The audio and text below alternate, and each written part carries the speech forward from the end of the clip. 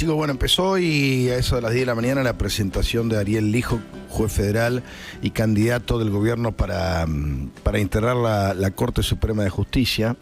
Hay todavía mucha expectativa sobre qué es lo que va a pasar, si va a conseguir los votos necesarios o no. Recuerden que para acceder a la Corte Suprema de Justicia necesitan nada más y nada menos que 2/3 del Senado, lo que no es nada poco.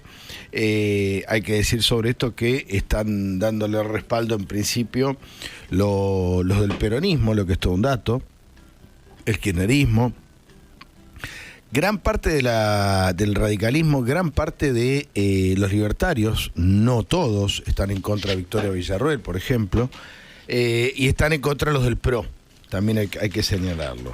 Ahora, el tema es la Corte. ¿Por qué los gobiernos, cada vez que cambia el gobierno, se producen cambios en la Corte? Bueno, esto es porque todos los gobiernos, desde el 83 para acá, en realidad desde siempre, quieren tener un dominio sobre la Corte, o por lo menos no quieren tener a la Corte en contra.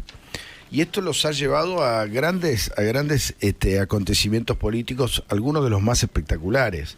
La Corte siempre es un objetivo y una necesidad para los gobiernos. Todos recordamos que cuando llegó Raúl Alfonsín, claro, la Corte no tenía miembros, habían renunciado todos y tuvo que elegirlos desde el minuto cero. En realidad, obviamente que fue el Senado. Pero allí aparecieron Enrique Petracchi, Carlos Fait, Augusto Belusquio, José Severo Caballero, Genaro Carrió, algunos del radicalismo, otros del peronismo, hubo una especie de acuerdo, más alfonsinistas, por supuesto, pero la verdad es que era una corte muy prestigiosa, la del primer Alfonsín. Hasta que llegó Menem. Menem, ¿qué hizo? Como estos jueces eran realmente muy buenos, o la mayoría de ellos eran muy buenos, lo que hizo fue agrandar la Corte. No, de 5 no, dijo de 9. ¿Y quiénes eran a los que agregaban? Eran todos amigos de él. Claro. Uno había sido compañero del estudio jurídico de los Menem en La Rioja, eran todos amigos. Bueno, lo que pasó es que, así entraron Julio Nazareno, Adolfo Vázquez, Guillermo López y Eduardo Molineux O'Connor, en lo que fue con el tiempo conocida como la mayoría automática de la Corte. Esa Corte fue fundamental para el gobierno de Menem, no solo porque le garantizaba impunidad frente a los hechos de corrupción que empezaban a ser investigados y que eran fuertes, en contexto de época, lo comparamos con lo que vino después y no era nada. Pero bueno, la Corte no solo les garantizó eso, sino que la Corte Suprema autorizó, por ejemplo, al cuestionadísimo proceso de privatizaciones de Menem. No por la privatización en sí, sino por cómo se hicieron. Eso lo bancó la Corte Suprema de Justicia. Después llegó Kirchner. Cuando llega Kirchner, lo primero que hace es una avanzada muy fuerte contra todos estos miembros de la mayoría automática de Menem. Molineux O'Connor, Adolfo Vázquez, Nazareno, y realmente logra en pocos meses, en un gran acontecimiento político, sacarse de encima la mayoría automática. Y meten, primero lo que hace Néstor Kirchner, yo creo que de lo mejor que hizo fue esto, fue implementar el nuevo sistema de selección de jueces.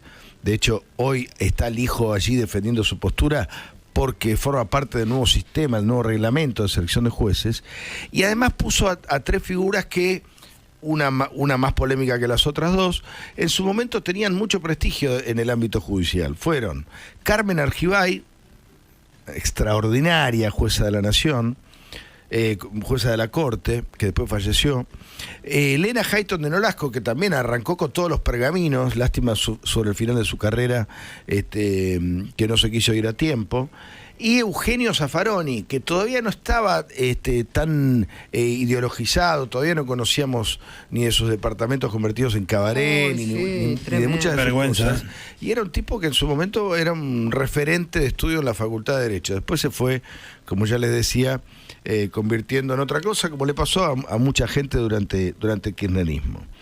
Bueno, esa corte arrancó siendo muy prestigiosa, la primera corte de Néstor Kirchner. Después, con el correr del tiempo, entró en conflicto y llegó Macri. ¿Qué hizo Macri? Ya había muerto Carmen Argibay, se abrieron 2 vacantes y cometió un error de iniciación infantil, que fue designar a los 2 ministros de la Corte, Rosati y Rosen, que era todavía miembro de la Corte, por decreto, lo que era una animalada jurídica. Por supuesto que después tuvo el aval del peronismo y logró imponer a estos dos buenos ministros de la Corte como son Rosati y Rosenkrantz. Alberto y Cristina también obviamente quisieron controlar a la Corte, pero como no tenían ya el poder como para modificar sus miembros ni agrandarla, hubo algún proyecto para convertir a la Corte en una Corte de 25 miembros, lo que hicieron fue confrontarla de manera directa, intentar bajo amenaza, bajo coacción, evitar que fallara en contra de los deseos de Cristina o de Alberto, cosa que no lograron. La verdad es que la Corte del ciclo político anterior no le tendió ninguna mano a Cristina, yo diría todo lo contrario, salvo si se quiere la dilatación de algunos expedientes, pero todos los fallos fueron en favor de la justicia y no de Cristina.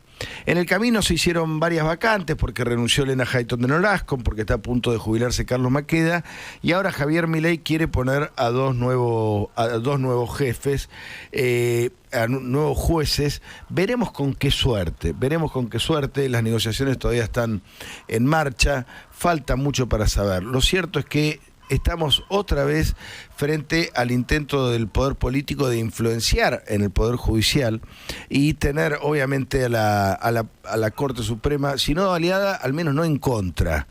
La Corte al servicio de la política, vemos, no suele ser tan fácil, o al menos si eso pasa, dura un ratito.